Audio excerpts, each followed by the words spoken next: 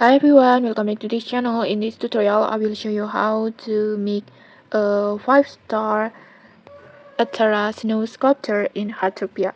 First, make sure you have already unlocked this snow sculpting hobby and reach level 5. And if you don't know how to unlock or level it up, just check the tutorial link in the descriptions to watch the tutorials.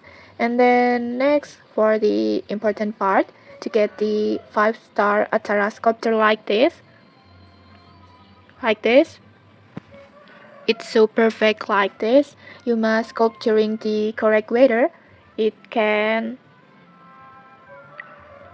perfect to make at the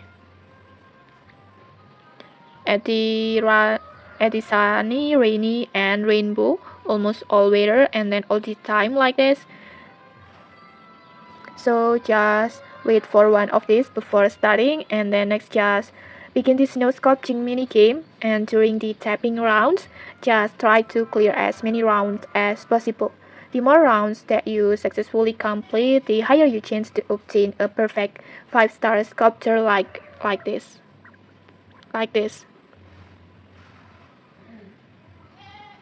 This sculpture will look so perfect like this.